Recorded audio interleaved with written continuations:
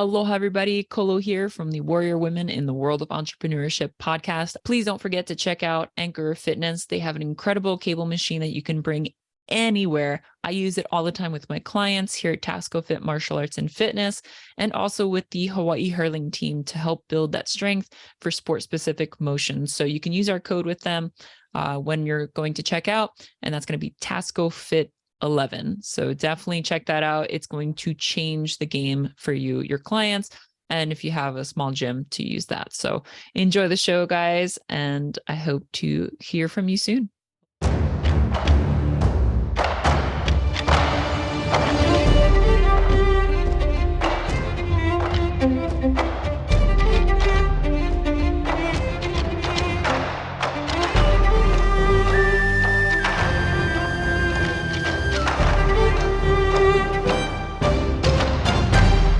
Aloha, everybody, and welcome to another episode of Warrior Women in the World of Entrepreneurship podcast. I'm your host, Kolo, and I'm joined today with an incredible warrior woman guest, Jasmin Smith.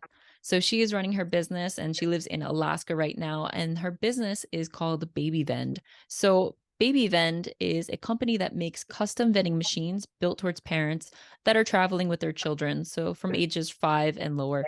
Some necessity items that you might find in these machines are diapers, wipes, portable changing pads, extra clothes in case of accidents, which we know are bound to happen, bathing equipment, pacifiers, baby healthy snacks, which are always hard to find, not so much sugar in them. So these are a little bit better for the kids that you're traveling with. And then also baby ready-made baby formula, Pedialyte, water, juices, and also Grow. So these contents, the really cool thing too is that within each of these machines, you can also make them custom to where you are. So like your environment and whatever climate that you're in. So I think that's really amazing and definitely going to be really built for sustainability as well. And I learned about Jasmin and her business from YouTube, actually. So I was watching a video by Peter Santenello, and I was just happening upon her video because I was watching more about Native American culture, just kind of around the US. And then it went to Alaska, and then it just kind of ran along that same thing. And then Jasmin's popped up, and I just kept watching. So Jasmin is here, and her captivating self that kept me engaged is here with us today. And I couldn't be more grateful. So Jasmin, welcome to the podcast. Thank you for coming on. I'm excited to be on the podcast. This is going to be great. First time Absolutely. talking to someone from Hawaii, so this is cool. Heck yeah. All right. To be fair, I'm from Jersey, but I'm living in Hawaii Cool. now. So Hawaiian now. So, Jasmin, like I said, I found you on the YouTube video, but I love the idea of your business. Could you just go a little bit more into why you started your business and just how you were able to do that? I mean, obviously, a lot of things are born out of necessity. So yeah, just tell us your story. Well, my business is the quintessential necessity story. I was literally at the mall shopping with my twins at the time. I think they were maybe like one or so. And it was around Christmas time. And I had both twins and a cart full of items. And I didn't pack everything that I thought I had packed. And so I kind of find myself in line during holiday shopping season. And my son, and he hates this story now, but he's older, but he had gone through his last diaper. And so I was kind of running around the mall trying to engineer a diaper with random stuff. So I think, like, as a parent, we all know if you lose something or you leave something and you leave the store, you're not going to come back. And so, yeah, I had an immediate need. And then I was like, there's got to be like a machine or something, a kiosk, anything around here. And so I just went and I got on the internet at home, and I did some super extensive like market research to kind of find out like what was out there, what was done before, what was missing, what was my opportunities. And I was like, you know what? I'm going to make my own custom line of vending machines for families on the go. And the fun part was, didn't know how to do that. Never had a vending machine aside from basic transactions. Never even had a product based company. I just told myself it was going to happen. And that is what I designated as my priority and goal, was helping other parents who felt as lost and frustrated and tired as I did at that Yeah. time period. Yeah. So with that too, though, right? Like I'm sure other people have had these issues, but nobody else has really created this kind of vending machine, right? Which is kind of insane to think about because it's like duh, right? Like, but Yeah. so what made you decide, like, obviously you'd had that moment, but like really what was the takeoff point to be like, you know what, I am really going to do this. It's no longer an idea. Like I'm going to be able to do this. I mean, honestly, I just realized like, what do I have to lose? I need to do it. There's no one who wants to do what I'm trying to do, like with my technology, my kind of products, like my vision. Like no one had that. And my thought was like, Jasmine, I'm pretty sure I'm probably the first person to do it like this, but ideas are a dime a dozen. So Hmm. I tell other entrepreneurs it's not about the idea, it's about the implementation. And so my brain was like, I'm gonna do it, or in a year or two, someone else is gonna do it and have the same idea as me, because I'm not the only parent in the world who has ever been, frustrated or, had an issue. And so I just said I was gonna do it. But I understood from like previous business experience, SWOT analysis, strengths and weaknesses, opportunities and threats. And so I had to be really real with myself, like, what's going to make me different? How am I going to stand out? Like, there's markets overseas that dominates with all sorts of things in vending machines, and so I had to really come into it understanding what I was getting into and knowing that it was going to be uncharted territories. But I just something told me I got to do it, and the more I told people and I saw their response, I was like, oh, this is really real. I'm going to really do this. That's awesome. And then you had moved to Mountain View, yeah? Yeah, so Mountain View is like Anchorage's kind of low income neighborhood. Okay. Anchorage's diverse neighborhood. So I first moved there well before I had kids. I was like 22 Okay. because at the time I had bad credit and it was the only place that would take me. But Sure. when I moved there, I was like, oh, I love this neighborhood. And I actually like ended up becoming like my lifelong home. I ended up really loving the neighborhood What despite did all the naysayers. what did you love about it? Honestly, I tell people the joke that like people say that things have changed so much and you don't have neighbors anymore and like you don't know people, but Mountain View, we joke, but it really feels like growing up in the 80s. Like you know your neighbors, they know you, people speak to each other. There's 8,000 bikes deep in the summertime with kids just playing Awesome. outside. Like in Alaska there's no play outside till the street light comes on. The sun never goes down in the summer. So the kids are outside all night. And I Yeah. just love that camaraderie. So I was able to look past like the negativeness about people branding our neighborhood as less than to be like, I see something that I love internally about it. Absolutely. And I think that's important to be where you love because that's going to help with your ability to be able to produce and create and like make sure that you are still inspired to be able to do what you need to do because honestly Right. that makes a huge difference. People are like, "Oh, motivation is temporary. You have to have that discipline," which is very true, but you don't want to be miserable. Like of course you're going to have those moments Exactly. that aren't always happy. You're going to have to kind of work through that uncomfortability sometimes and just, put on your, pull up your bootstraps and just get to work, Yeah. but you don't want it to be all the time. And I think if you're not in a place that you enjoy, it's going to be all that much more difficult. Right. Yeah. So that's incredible. So how old were you when you did start your business, if you don't mind me asking? Yeah. So I'm 37 now. And let me think, I had the twins are 8 now. So I think I was like, when the first idea came, I was 29. So I wasn't like 17, 18. I think I had like, like lived and done my thing. And I was kind of in this new place in my life. Like, oh, I'm not like this free spirit single girl anymore. I have little kids. So I think I was like 29 going on 30. And it just felt like everything in my life was changing. Nothing made sense. So I Yeah. was like, I have nothing to lose. Yeah. And I know you talked about too, at least in the video I saw with Peter, and kind of you and I had a conversation before as well, that you had a bit of a rough time at some point, which I'm sure we all have. Yes. That's 100%. So kind of where was that point for you? Is that when you did move to Mountain View? Like that's why you had to move, Yeah. is when you were Yeah. So experiencing I that? had left for a while and like went to college and like lived in Fairview and other parts of Anchorage. But I moved back to Mountain View for work before I knew I was having twins.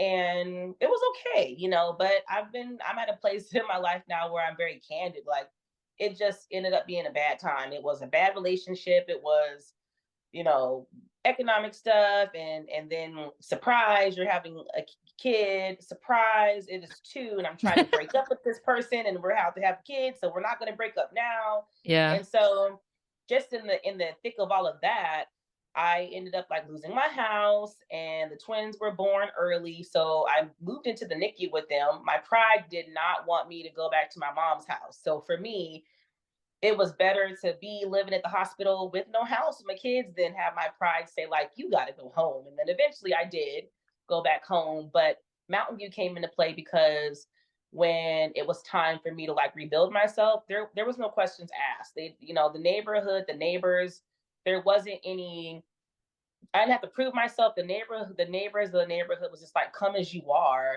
hot mess and all. And so that was really special to me because I was able to be like my hot mess, single mom self trying to figure it out. And my neighbors are just awesome and so diverse. And they just like, the minute they saw my kids, they're like, oh, yelling at them in Spanish. And so I had to tell people like, you know, it's easy to judge low income neighborhoods and neighborhoods that are typecasted as the hood when Yeah. you're judging it based off your views, but you don't know people's internalized reasons of why they're there and like what makes them stay. Yeah. So how many Spanish speakers do you have up there? I'm gonna definitely Huh? come visit. I said how many Spanish speakers you got up in Alaska? Look, when I tell you like Anchorage is so diverse, so like CNN really did vote us in like 2017 the most diverse city in the country, and they Yeah. voted Mountain View as the most diverse neighborhood. So like I've been to big cities and they do have diversity, Hmm. but the difference with Alaska is we all live together. We don't have neighborhoods. So like Yeah. at my house, there's me, and then the neighbors in front of me are from like the Sudan, and then the neighbors on the left are from Puerto Rico, and the Oh, that's neighbors awesome. behind them are from Samoa, and the neighbors on the right are from Egypt, and the neighbors on the end are Alaska Native. And so it's just we're not even a melting pot of cultures up here. We're like we joke like we're a salad. Everybody has their unique piece, and we all come together and just make something cool. But we still get to be ourselves. And so it's just like it's wild. Like I thought it was normal, but everyone's like, that's not normal to have that kind of neighborhood. I'm like, really? Well, it used to I'm be, so right? used Like to once upon a yeah, back time, in the day. or maybe not, But right? Maybe not with now, that much diversity, right? Like you said, which that definitely sounds like New York City, right? Like, but yeah, within you at least have more of a neighborhood and nature and everything in yeah. Alaska. So how integral was that community for you when you were building your business? I mean, honestly, like the neighborhood in Anchorage and Alaskans, that's all I had. So when you, and I think you get it, being in Hawaii, we always joke about that. When you live in a state like Alaska or Hawaii, we don't have neighbors. It's just us. We're oftentimes kind of prejudged, you're oftentimes overlooked, and people forget you're part of the country. So when Yeah. I was building my business, there was no other neighbors. It was just Alaskans. And so they are the ones who supported me and did shares. They're the ones who let me put my machine in places like there was nowhere else to go. And so I always remember them because it's like no matter where I go, what I do, like even when I'm out of state, they call me Alaska. So it's just like that we're raised in these kind of places, but like we're all we got because there's no one else over here. It's just Yeah. us, literally. And sometimes that's even stronger, right? Because you're able to build that like through that community. And also it's just local, right? Support local, support local. And it's not to say Yeah, like disregard everyone and or everything else, right? Because even right, that local can spread, but you still have that small like town like or that right, niche community feel, right? So it's right. just maybe not niche isn't the right word. I talked to somebody yesterday at Yeah, work camp, but you know what I mean? It's that small town and that community small business vibe, but you know, you can expand. And I think that's what you and I spoke about before is how much right. Baby Vend has expanded. So just going back to the when you first started, you were talking about you just had that one machine and how were you able to even get a hold of that single machine? So you've done all your research. You're like, obviously, okay, first of all, which I didn't know either. You need your own vending machine. Like you don't just rent them out somewhere and then you know Yeah. somebody drops it off. You're doing that yourself, correct? Yeah. Yeah, yeah. I mean, and there's some companies who like do that. I personally, that's not my business model. It's expensive. It's almost like rent to own. That's Mm, not me. But yeah, so I think the one thing I really want to like stress to other entrepreneurs, especially women, is like it does not happen overnight. And like in my other entrepreneurial world, I have to tell people all the time, like, you don't always get the money and the stuff you need right away. Sometimes it takes time. I had to really work for months and save money to buy my machines. And it wasn't, I don't know, it wasn't like, if I had come into it with this mentality of like, someone please come save me and give me all the money I need to start, or I'm not going to start, I would be nowhere right now. I just had to sacrifice and understand that I had a goal, and my nighttime job, at the hotel was going to be saved for my machines. And I just scoured Craigslist and all sorts of places. And I just got super uncrazy lucky with this lady who's like, I was going to have a vending machine company and I got pregnant. I can't do it anymore. My Yeah. machines are brand new out of the box. And so, but it took me 6, 7 months to save the money to get those first machines. And so I just tell people like patience. It took a long time to get started. It wasn't fast and overnight by any means. Absolutely. So you mentioned something there too. I was going to ask you, what was it that you were doing? Like, what was your job or your career at that point before and during you starting this business? Yeah, so I mean, I'm seriously a serial entrepreneur. So I wasn't new to entrepreneurship. So I have another company called the Business Boutique, and I was doing like business development consulting and training and contract classes and trainings for the university and the Small Business Development Center. And so up until that point, it was like QuickBooks and like those kind of classes that Sure. I was teaching and doing community events. So like a lot of events were community and a lot of things with music. So Hmm. before vending machines, I was still an entrepreneur, just a different kind. Yeah. Wait, let's talk about the music for a second. Where did that come in Yeah. and what? I'm a musician, so I was like, hold on now. Yeah, yeah. So I mean, and that's a whole nother life journey. So I recently realized, which is a wholly other blog, my bio dad was a musician. And growing up, I never knew where that side of me came from. I'm like, oh, I can sing and this is weird. And then my son just was playing drums at 2. I don't know where it came from. And so I now know that musical side for me came from my bio dad with some influences from a chosen dad. And Yeah. so, yeah, my bio dad was, a trumpet player, and my grandma was a singer. The other one was a drummer. And so I tell the joking story that when I was in college, the rappers used to joke that I talked funny and I talked proper. So they would pay me to call venues for them and act like their manager and book shows and gigs and sound professional. And Yeah. so in my heart, I'm big on music. So my before Baby Vend, before business consulting, my first business was Alaska Music Leaders Association, and I would put on an Alaska Music and Entertainment Expo. We put on the Alaska Hip Hop and R&B Music Awards. And then we do a lot around teaching artists how to understand the business of music. So that's like my first world passion.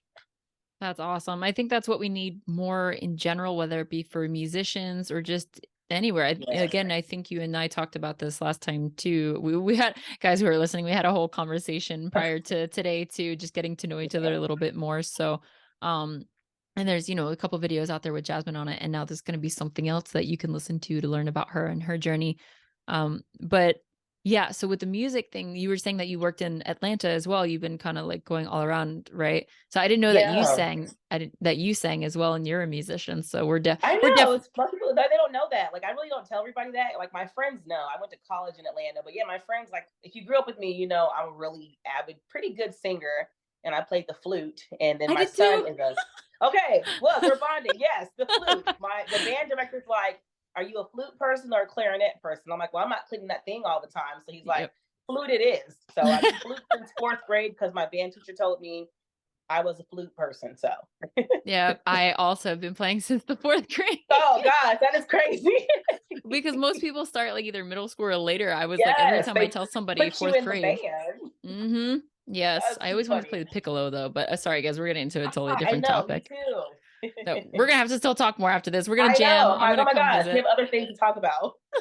So let's talk about that for a second, though, too. How integral is music for you in your when you get stressed out? Do you find that you lean into that a little bit more, or what is your when you feel a little bit overwhelmed within either business, life, or whatever? What is it you lean into in order to be able to kind of have that respite for yourself? Because if you don't give yourselves that, guys who are listening or watching, if you don't do that, it will build up and you're going to start feeling health things that you don't want to feel, and you're just going to feel super overwhelmed and it it's not a good look. So what Yeah. is it that you do, Jasmine, in order to kind Oh of yeah. I mean, I've learned self care the hard way. I learned self care because I never had any, and only recently did I start getting self care. My kids made me get self care, like old enough to be like, "You're cranky today. You work too much." So I'm like, "Oh, say less. I got it."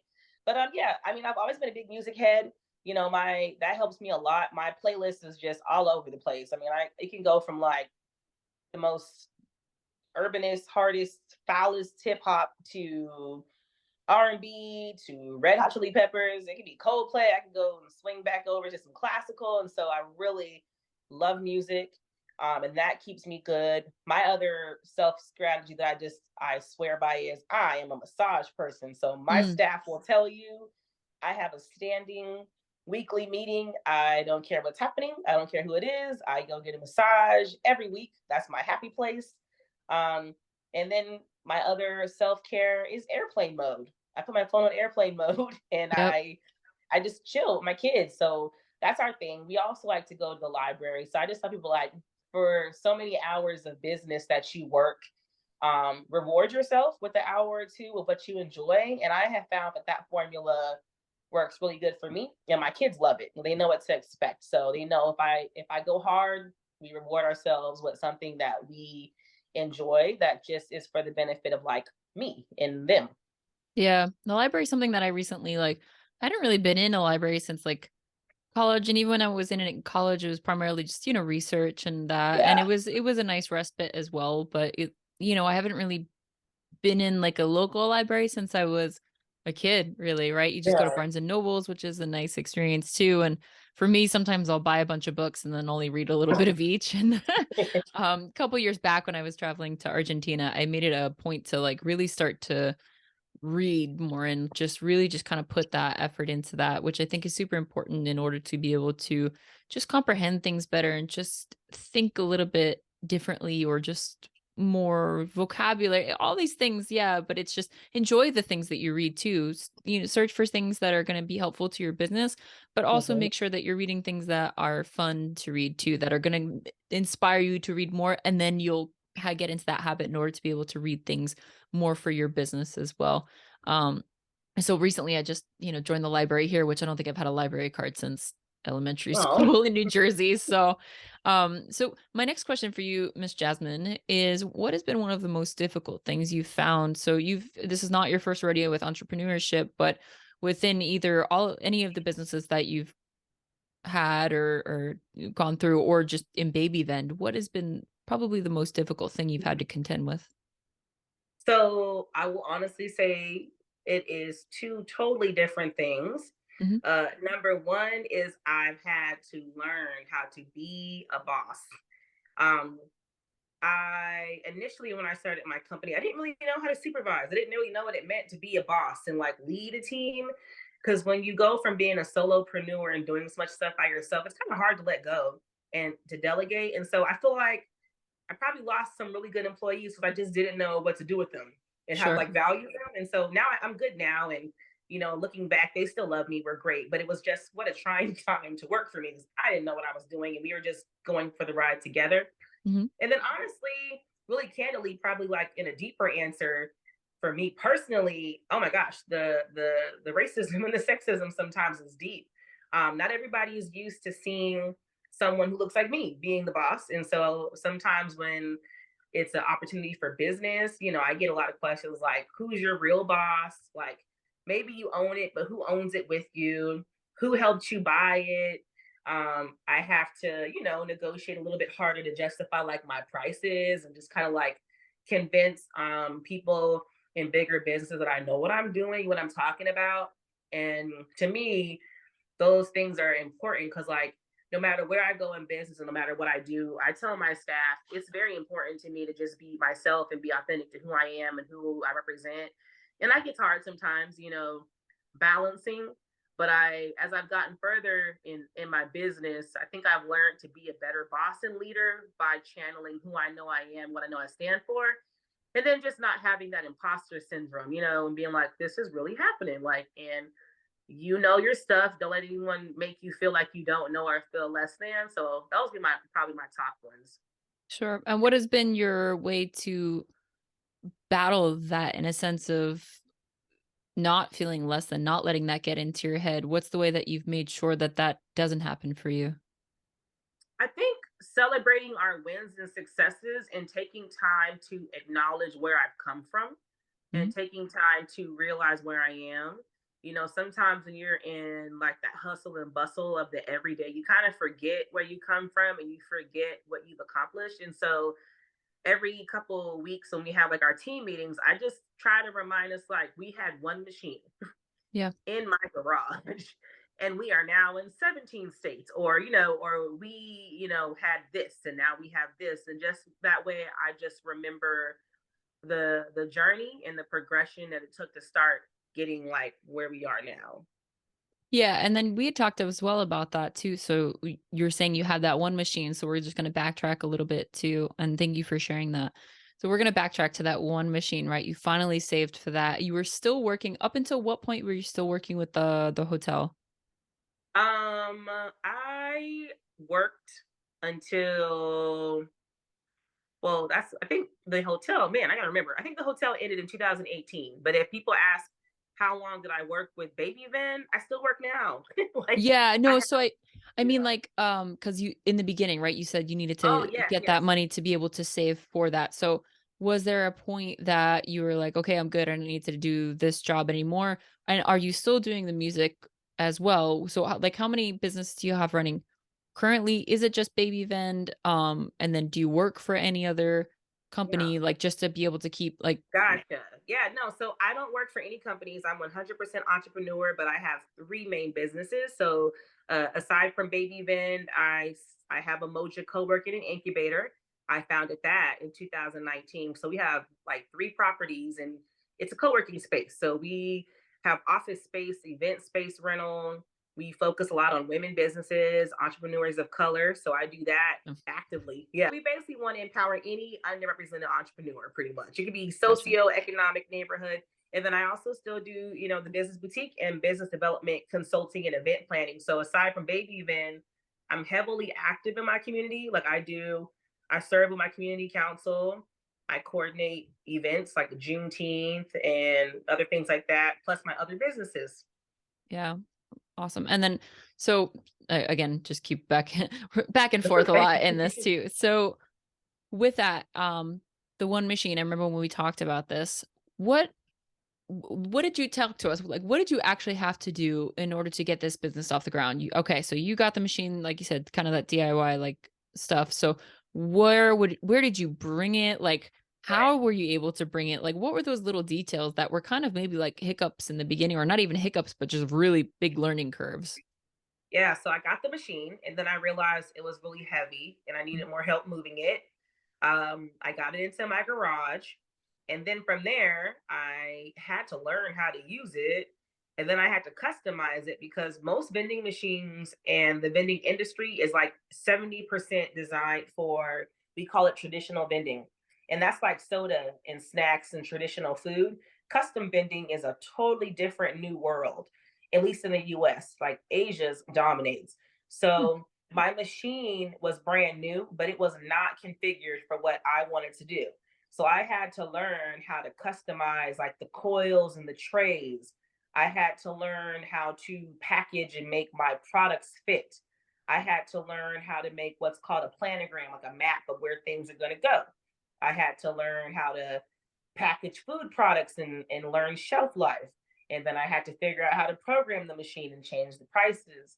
And then I had to learn how to use the credit card processor and the back office software to track everything. And then, of course, the secondary things that came with it is cool, I have a machine. It looks pretty, but I need to get it wrapped. So then I taught myself how to wrap machines and do all the vinyl. And then I'm like, okay, great. Now I have a cool machine and it's here and I have things that can go in it. Now I got to figure out where it's going to go. So then I had to learn how to do sales and negotiating. And I had to learn about different types of insurance and how to safely move your machine. And it was like, what's the right, location? And is the machine too far from the cellular connection? So it was Huh. honestly way more deeper and involved than I thought. But the good thing is, when I started, I didn't have any support. I was on my own. I had no one to talk to. And I just told myself, like, I don't want anybody else to ever feel like this. So I think if I had just had more support, it would have taken me over a year because I would have had someone to talk to. Yeah. So you said there was two people you had mentioned to me last time. I think there was Ray in Yes. there and Casey. Casey. Sorry, Yeah. Casey. I know again, this is either a part two if you guys saw the first one, or this might just be the first time that we're talking. So this may or may not be edited out, but but no, Casey and Ray will definitely be in there. So can you tell us how important they were in or like for your support? So you definitely had to do a lot of that back end stuff on your own, but how were they integral to the growing of this company? So Casey was integral because she was a tinkerer and I am not a tinkerer. In entrepreneurship world, you either have the person who's like, I'll pay somebody else to do it, or the person who's like, let's just touch it.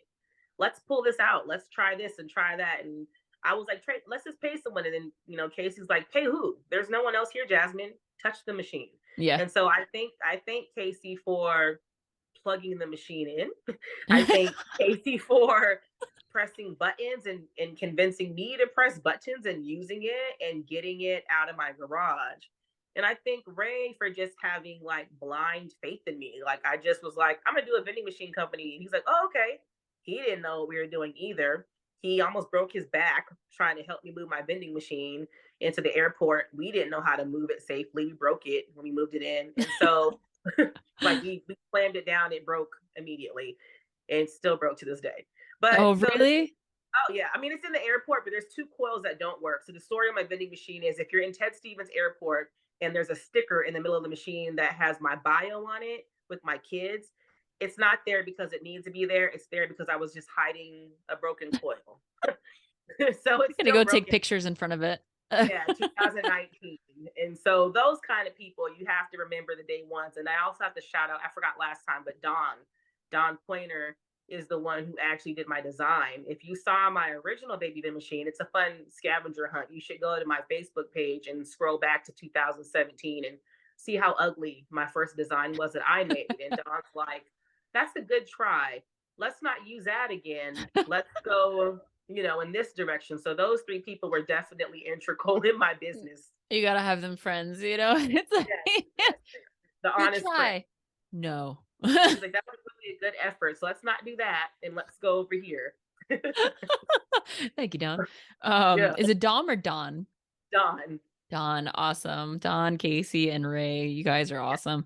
It really does help. It helps so much, even in just that way. Like obviously, like the integrity of the business is yours, but those little things are not so little because again, like you said, I mean, it's probably out of a little bit of fear or just lack of wanting to try because it's just like that's gonna take way too much time, right? Yeah. In your mind, Yep. because it's like, but Really. like Casey said, start somewhere. Yeah. Plug it e- in, you know. Exactly. Thank you, Casey. And that's super important. So just surrounding yourself with people who are just really just cheering you on and going to be there. Maybe they can't be there all the time, but as long as they're there, even just to talk to or just to reaffirm like, hey, you can do this. Like I've seen you do so many things. This is not even compared to that. You just got to put one foot in front of the other and keep moving. And that's Yeah. that's really important. And honestly, that's what this podcast is. If you don't have anybody like that, we are like that for you guys out there that are listening. Contact us, and if you can't get a hold of us or whatever, we're here. Listen to all the podcasts because that is how you're going to get to know us. That is how you're going to get to know your own business and be able to maybe figure out better ways to be able to do something, or honestly just know that there's other people out there who are sharing your experiences, and everybody's got a different experience, but honestly some things are very very similar too. And last time, Jasmine, that we were talking, you were kind of talking about how Alaska has it basically should be like a model. And I don't know if we were talking about the Native American culture there because we started to talk about that and how I wanted to, when I was researching the Native American culture in today's day. Sorry guys, we're just kind of pivoting here, but that's how I kind of came across Jasmine, because for my own business, I teach martial arts. I teach Bruce Lee's art and concept of Jeet Kune Do, and I was trying to figure out how I want to give back other than just teaching, and because that's my job, that's my business, right? And I want to be able to eventually be able to provide for myself and others through monetary means, but also through my time and my energy. And my old bosses as well, they would donate and, make efforts for and against human trafficking, right? So I that's a huge and important thing to do, and I didn't necessarily want to just kind of jump on the bandwagon. Now, of course, I'm going to also support that when I can, but I wanted to do something that I saw um also importance in, if that makes sense. Like they each have like great importance, and I think if you can support as much as that as you can. For me, I really enjoy learning about like the native and indigenous culture, especially wherever I am, like here in Right. Hawaii. And I grew up in New Jersey, and there was oh my gosh, the Lenape. I think Lenny Lenape there that were kind of up and down the East Coast, and just, up in New York. I went to Lake George all the time. So there's so many like tribes and history and language and culture. And unfortunately within the history, we've all kind of heard it, but how much do we really know about it, that was lost, and how much was taken away from them? Because we could say that, but do you know how it was taken away from them? I Right. think is the more in-depth Yeah. thing. Like their language was taken away, their crop, they're in Montana. There was just, I think, even a documentary on Netflix too, I think called Gather.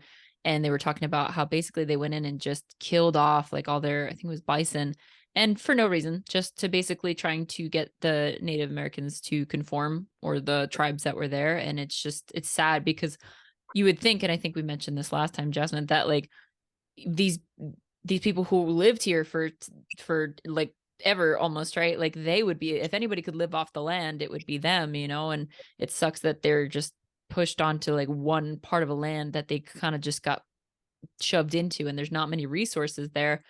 And it's just, there's not many resources because it was drained, right? Right. So, and then you were talking about, though, from that even in Alaska, like there's really only one reservation, but because it's not even, not that it's not necessary, but if you were talking about that a little bit too, the culture. Yeah. I mean, I guess I was just saying, like, recognizing, that there's a lot of intersectionality between indigenous struggles and African American struggles. And I feel pretty happy that I've been able to see that firsthand in Alaska. I did a lot of work in rural Alaska.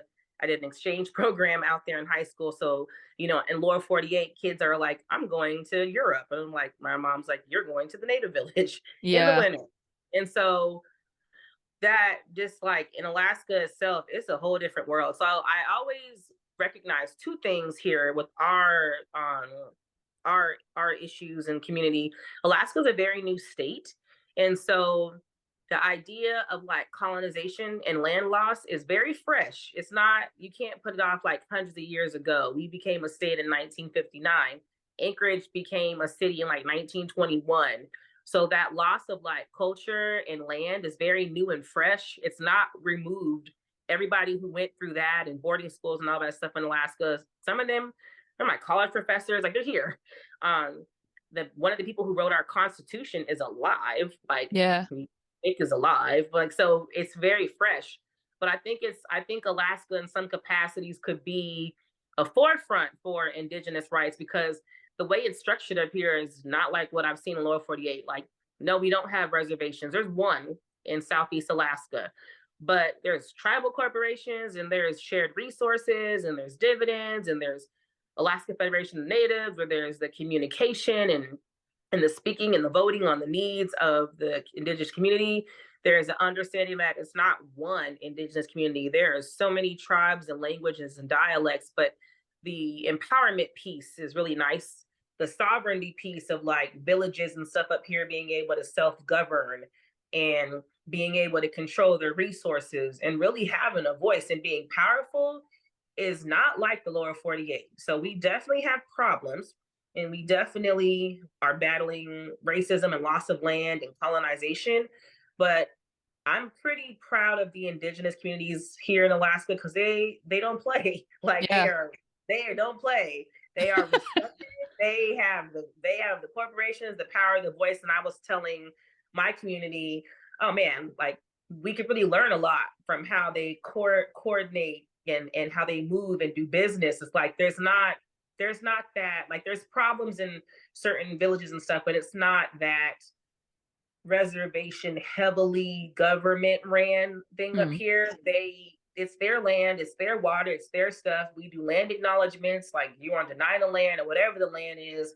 And so I think that idea of like racial healing and reclaiming is really is a model up here. I think it's a model, and it's very different than that in other communities. And just like what you were saying too, it really does relate back to this. I remember this how we got into it last time is entrepreneurship, right? Is doing for yourself and for others around you. And that Yeah, really is like what that, not just that culture, but a lot of the cultures are and should be, right? It's that collaboration, it's that yeah, community. It's, of course, all going to have their problems, right? Like, yeah, any community, but to be able to really share and be able to self-sustain, like even just yeah. with like planting, like we're all kind of like realizing like, oh wow, like it's you, if you plant certain things and you learn how to take care of it, you can have your own food. And it's just like Right, sometimes you just don't have the brain capacity or time of day in your mind to be able to learn that. But once you do, slowly but surely, just like you're saying with business, take it one step at a time. You don't have to like plant a million things. You just got to maybe keep right, one thing alive and figure out how to do that. And, once you start to be able to see the fruits of your labor quite literally, then it's like, oh, wow, that's kind of important. And then right. when it is, it's better for the planet too, right? And that's, I think, hugely important for our sustainability as like the globe and like our just yeah, I was gonna say our human race, but there's a lot of like other animals and things too out there. And it's so much better for the environment too when you're able to understand how to just do that better without so many chemicals too. Like there's yeah, sorry. So that's how we got into that last time. And like I said, just to finish the story on my end about like the indigenous culture and why I was looking into it is, I was thinking hopefully one day in the future, what I could do if I'm welcome and if it's something that people would want to do is especially to women, but because I learned that like a lot of especially women are being just abducted, right? I don't know, as women and Yeah, children from these reservations, like, and just because of either lack of law enforcement, whether wanted or not wanted, like, even if they're there, they wouldn't even necessarily get there in time. And it's just so underreported. And it's just like, that could be us. It could be you. It could be yeah, me. It's just like snap of a finger and it's just there. So, even just being able to maybe bring a little bit of self-defense to each of these communities, just as a seminar, like whomever I can bring it to and just maybe give something back in that way and in the way that I can. yeah, yeah. Yeah, missing and murdered Indigenous women and this whole movement. I mean, it's definitely something that it's on the forefront. That there's a lot of work to be done and a lot Sure. of conversations to be had. And yeah, and also listening, right? Because it's like that's the whole problem with just coming in like, I'm gonna go and help like this group of people. It's like, oh, easy now. Like, first Yeah, of all, do they want any of your help? And it's just again having a conversation and just making sure somebody's willing to have that conversation and talking to people and listening. Have you been able to where are you at within your business and have you been able to kind of go with a um philanthropic is that the word that we're searching for, like giving back, or like you said, you do it within your community just by being present? yeah, yeah. We definitely give back. I'm a big believer in nonprofit and for profits do combine. Hmm. I'm a big believer in businesses can impact their communities. So Baby Vend gives back a lot. If we have extra supplies or something that we can't use, we give it to the homeless family shelters. We've donated stuff to like diaper pantries and banks. We do that. We sponsor a lot of family days because I understand as a single parent, sometimes you're just stressed. You're Yeah. just trying to maintain.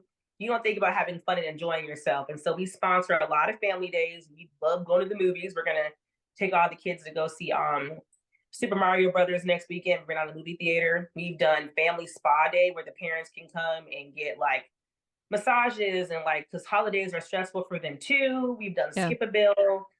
Yeah. So we swear by the community piece. We show up. We volunteer. So I try to budget a certain percentage of whatever we make to give back, whether hours or dollars, because I just really think that's important, and I want to help and be part of solutions.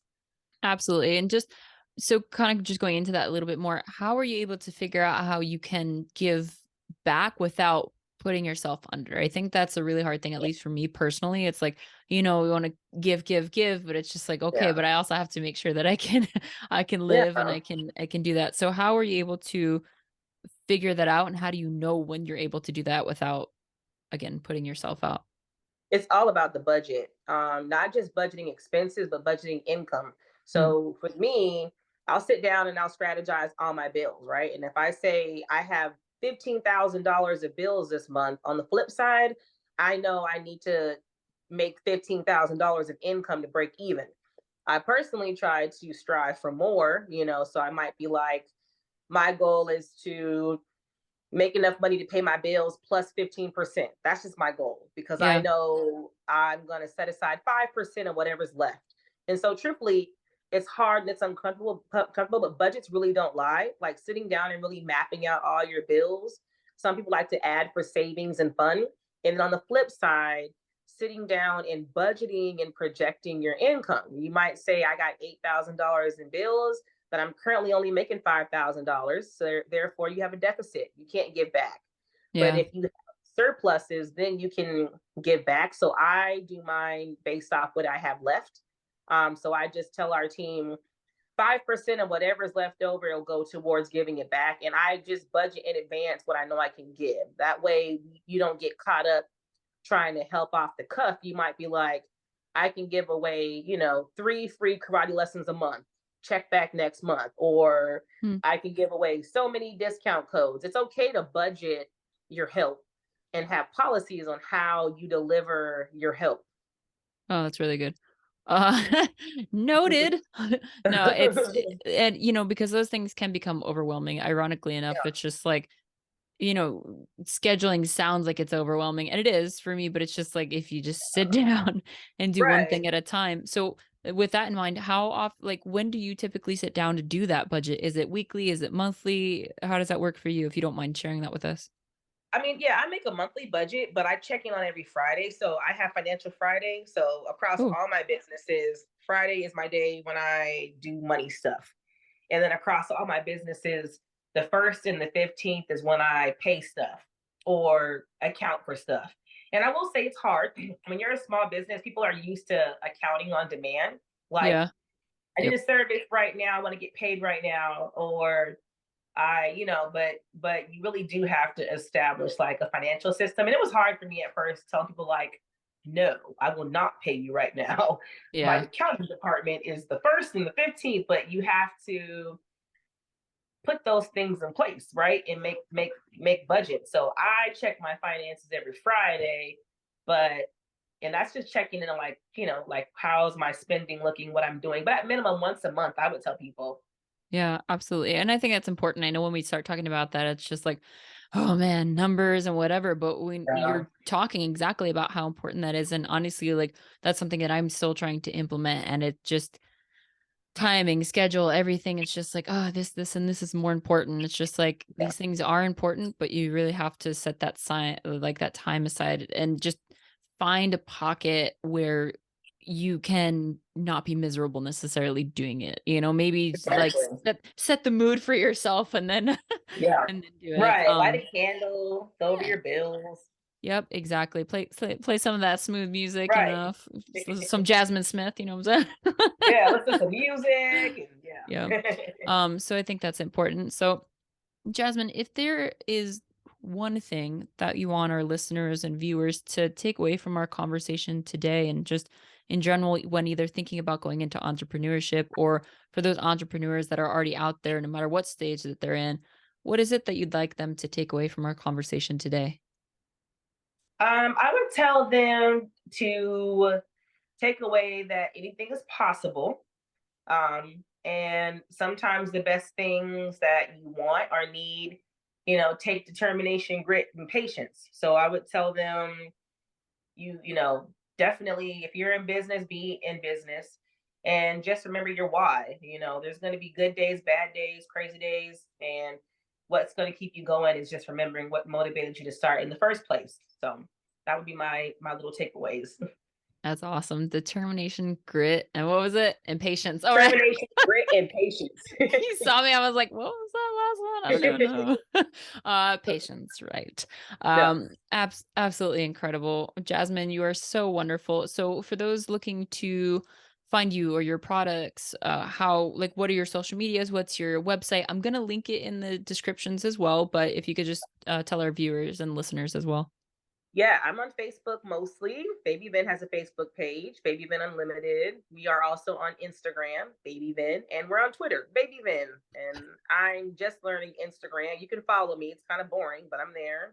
I am Jasmin Smith or Facebook. So Well, one step at a time. That was me with TikTok and everything else, but they all kind of blend together, which is nice. So if you post on one platform, it can kind of like trickle down to the yes, others. So that's I love definitely been a lot easier.